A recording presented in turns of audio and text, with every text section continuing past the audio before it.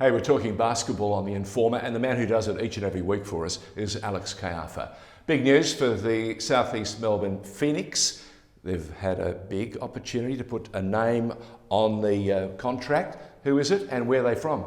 So former Dallas Maverick and current Australian boomer, Ryan Broekhoff, he has signed with the Southeast Melbourne Phoenix. So he's returning home back to Melbourne on a one-year deal. And this is huge for the Phoenix. That this almost puts them in serious title contention. They've been lacking just another shooter to add on with Mitch Creek and new import Caiafa Sykes, who's been absolute live wire. Now they get Ryan Broekhoff in there as another shooter who is just a deadly three-point shooter. They become a serious threat now.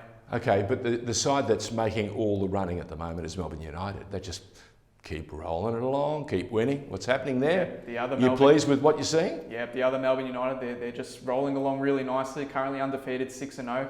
They were supposed to have another game on the weekend, but that got postponed due to the COVID lockdowns. They're rolling at the moment, 6-0, and now with the NBL Cup coming up, which we'll talk about soon, they've got another 8 games at home, so we could see them potentially 14-0 by the end of this. Well, that is remarkable, considering how much room they've had to make up.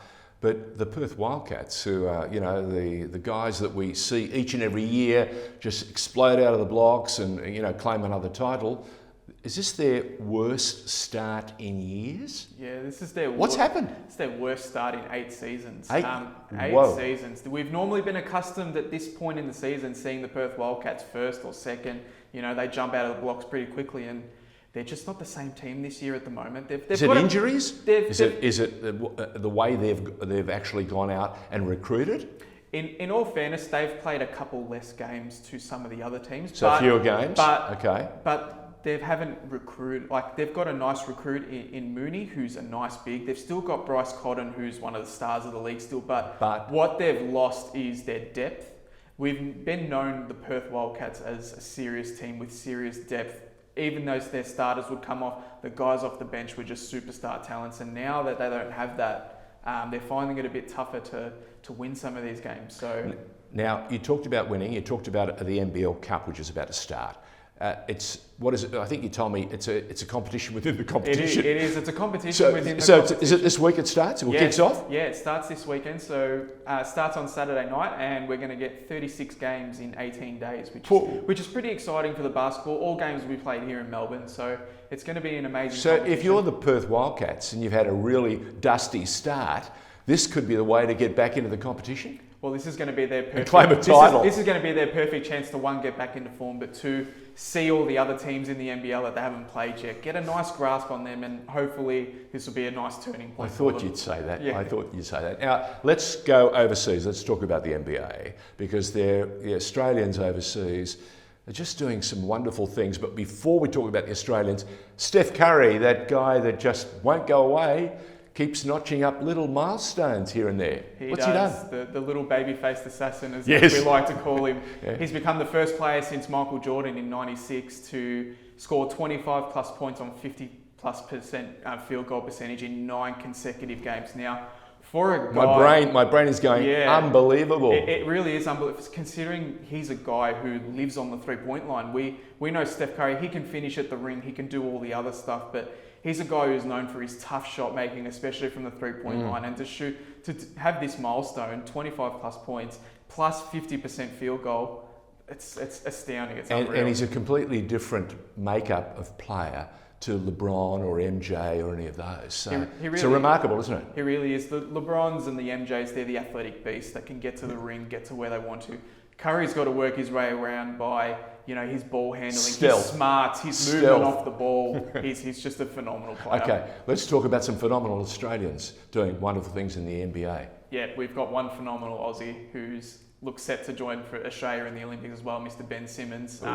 He scored 42 points yesterday and become the first Australian to score that many points in an NBA game, which is absolutely amazing. He had 9 rebounds and 12 assists, went 12 of 13 from the free throw line, and they still lost the game, which is never ideal. But it was amazing to watch by Simmons. He was on from Now, the if he's get-go.